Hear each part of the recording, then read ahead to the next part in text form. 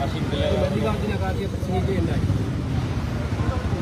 അതിന്റെ അടുത്ത ദിവസം മല്ലികാർജുന ഖാർഗെ പ്രസംഗിച്ച അതേ സ്റ്റേജിൽ BJPയുടെയും സംഘപരിവാറിന്റെയും ആളുകളെ ശുദ്ധീകരണം നടത്തി പുണ്യാഹം തളിച്ചുപോയി. മനുവാദത്തിന്റെ രാഷ്ട്രീയം ഇവർ കുറെ കാലമായി നടത്തിക്കൊണ്ടിരിക്കുന്നുണ്ട്. ആ കാലം മാറി എന്നുള്ള കാര്യം ഇപ്പോഴും അവർ മനസ്സിലാക്കുന്നില്ല.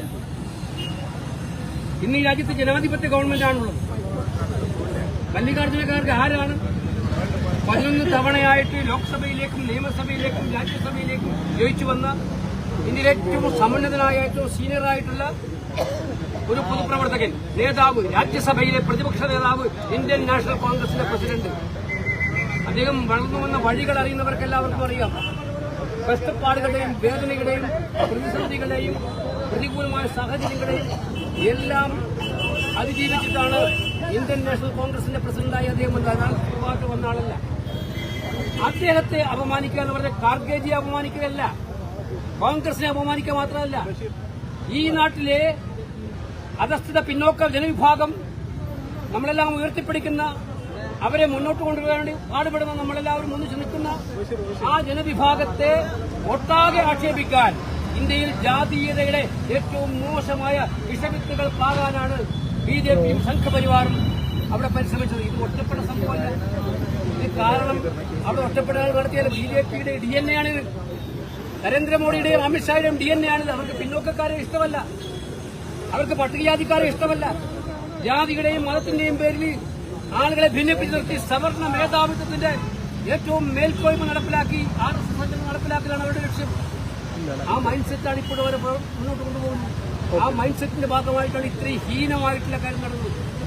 ഇന്നലെ രാജ്യസഭയിൽ ഈ വിഷയം ഉന്നയിച്ച് ഭയങ്കരമായ കോലാഹലമുണ്ടായി. ഞങ്ങൾ ആവശ്യപ്പെടുന്നത് ഇതിന് പ്രധാനമന്ത്രി രാജ്യത്തിന് മാപ്പ് പറയണം.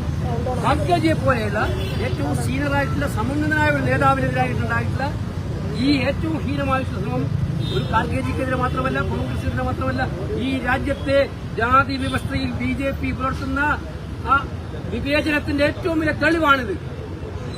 അവർ നടത്തുന്ന മെസ്സേജിങ്ങിന്റെ തെളിവാണിത്. ഇതിനെതിരായിട്ടുള്ള വലിയ പ്രക്ഷോഭം രാജ്യവ്യാപകമാണ്. രാജ്യത്തെ മുഴുവൻ ജില്ലാ കേന്ദ്രങ്ങളിലും കോൺഗ്രസിന്റെ ആഭിമുഖ്യത്തിൽ ഇത്തരം വൻ പ്രതിഷേധ പ്രകടനങ്ങളും ധർണയും നടക്കുകയാണ്. പ്രധാനമന്ത്രി മാപ്പ് വരണമെന്നതാണ് ഞങ്ങളുടെ ആവശ്യം. അതെല്ലാ കാര്യത്തിലും അവരെങ്ങനെയാണ്? അവരെല്ലാ കാര്യങ്ങളും ചെയ്യും. രാജ്യത്തെ ഭിന്നിപ്പിക്കും, വിഭജിക്കും, ജനങ്ങളെ മതത്തിന്റെ പേര് പറഞ്ഞ് ഭിന്നിപ്പിക്കും, ജാതിയുടെ പേര് പറഞ്ഞ് ഭിന്നിപ്പിക്കും, അവരുടെ മേൽക്കോയ്മ ഉണ്ടാക്കും. അവസാനം ജനമെതിരാന്ന് കാണുമ്പോൾ ഞങ്ങൾക്ക് ഇതിൽ ബന്ധമില്ലാതൊന്നും കൈ കഴുകാൻ പറ്റില്ല.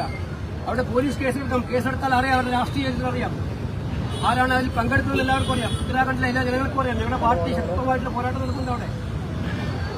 മനസ്സിലാക്കേണ്ടത് സബ്കാ സാത്ത് സബ്കാ വികാസ്. ഇതാണല്ലോ മോദി പറയുന്ന മുദ്രാവാക്യം. ഏത് സബ്കാ സാത്താണ്?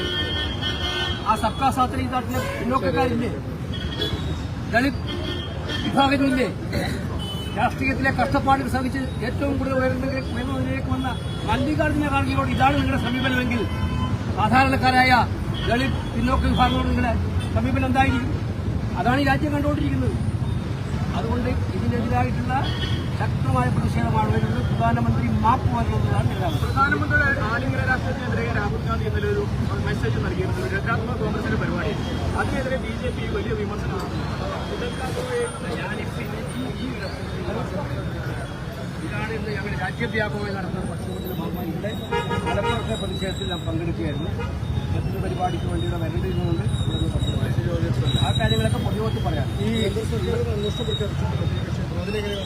കേന്ദ്ര സർക്കാരിന്റെ അന്വേഷണം പ്രഖ്യാപിച്ചത് അന്വേഷണം പ്രഖ്യാപിക്കല്ല, മാപ്പ് വരണം. പ്രൈം മിനിസ്റ്റർ മാപ്പ് വരണം. അവരുടെ അന്വേഷണമൊക്കെ നമുക്കറിയാമല്ലോ. അവരുടെ അന്വേഷണത്തിന്റെ രീതിയാണ് ഉത്തരാഖണ്ഡ് പോലീസ് അന്വേഷിക്കുന്നത്. നീതി കിട്ടുമല്ലോ. അന്വേഷണം പോലീസ് ഇത് ചെയ്യാനുള്ള ധൈര്യം അവർക്ക് എങ്ങനെ ഉണ്ടായി?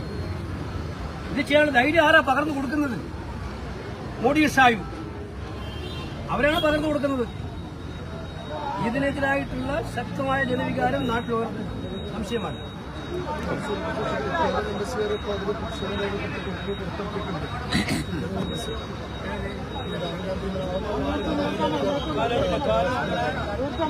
രാഹുൽ ഗാന്ധിയുടെ പരാമർശം ഏതെങ്കിലും എംബസിനെ പേര് പറഞ്ഞ് പേടിപ്പിക്കേണ്ട കാര്യമില്ല.